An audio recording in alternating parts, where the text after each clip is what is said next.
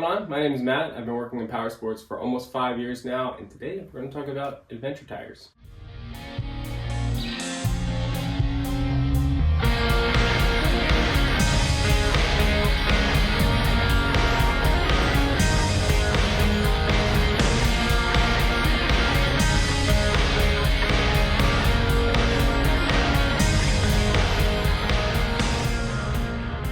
Let's start with the basics. Bigger the blocks, smaller space in between those blocks, more contact patch with the road, typically going to get better street performance and a lot more longevity out of that tire.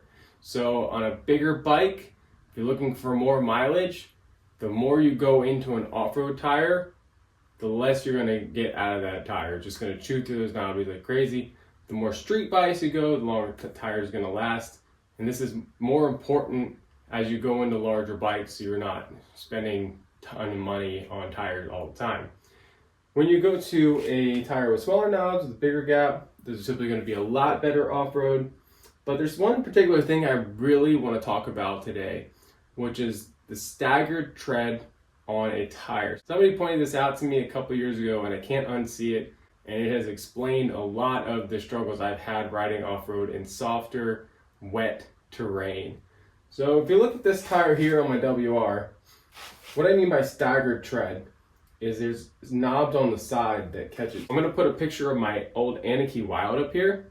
I only went through about like 10% of that tire maybe, and then I took it off my bike and I sold it on Marketplace. That tire was actually great on the road. It had a really nice compound. It did really well in wet terrain on the street. A little bit of gravel, did gravel just fine. Dry dirt, did well. But as soon as you hit wet terrain, I felt like that tire kind of wanted to kill me.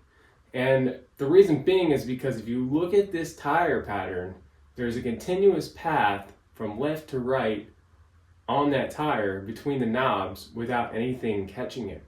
If you look at this tire, there is that path from left to right, but there's this side knob that catches it. What that means is that if the front end starts sliding, you have something that'll help catch you. Or if you're riding on a hill, like, you know, the hill's like here and you're riding like this alongside it, those side knobs are going to dig in and prevent that front from sliding out. I tend to mix tires, usually on the front. I've been running something more aggressive these days, like this Mitas Enduro XT Plus. And right now I have a K60 on the back, which is a 50-50 tire. So I'm running much more aggressive up front.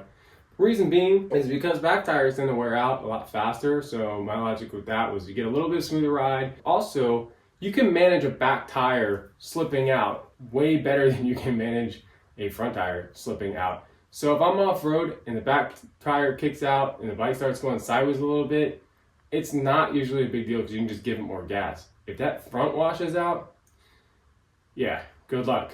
You might get lucky and it might catch again, and that's what happened to me. I was riding with some dudes off-road a couple years ago. We kind of like went through like a small creek where it was like soft and wet. It wasn't like a big creek, but it was just wet and mud. And I was coming out of there and my front wheel just started pushing. And I was like, oh, I'm definitely gonna crash. It caught and I kept the bike up, but I was like that close to falling. And it happened to me again next time I took that tire out on some proper trails. And that's when I kind of was like, well, I'm getting a 50-50 tire that's going to last long, that's going to feel good on the road, that does some off-road, but I'm risking a big medical bill here. And it's worth the money to me to spend more in tires to lower that risk of needing medical care and dealing with more injuries. If you're looking to do more off-road, I really suggest that you get something with staggered tread like this in the front.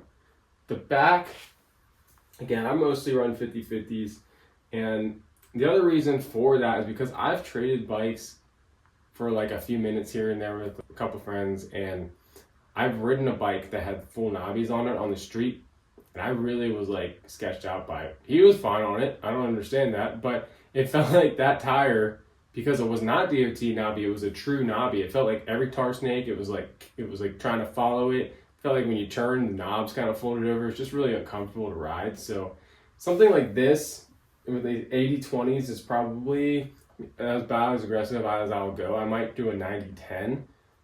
I had a friend recently give me a Mitas, but this is a rear tire. I'll probably throw this on soon, but again, you can see staggered tread. So I haven't run a lot of tires on the back with staggered tread yet, and my back end does kick out a lot when I'm riding off-road and the terrain gets a little softer. So I'm probably gonna throw this on. This is not something that's gonna last as long on the street as like a K60 or any type of those 50/50 tires, but my friend just gave it to me, so I don't know if I'll put it on this year. I do way more street riding than I would like to admit.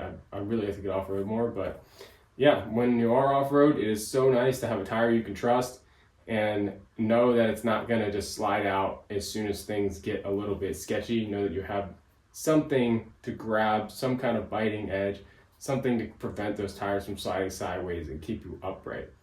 So that's what I look for in a tire. I run more aggressive up front. I get that staggered tread.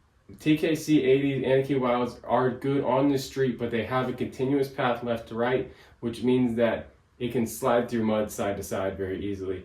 So just something to keep in mind. I always look for staggered treads. Run more aggressive up front. If you're going to mix tires and try to get longer life out of them, that's what I would suggest. I'm going to go a little bit backwards when I throw this tire on because it's a little more aggressive in the front, so we'll see how that goes.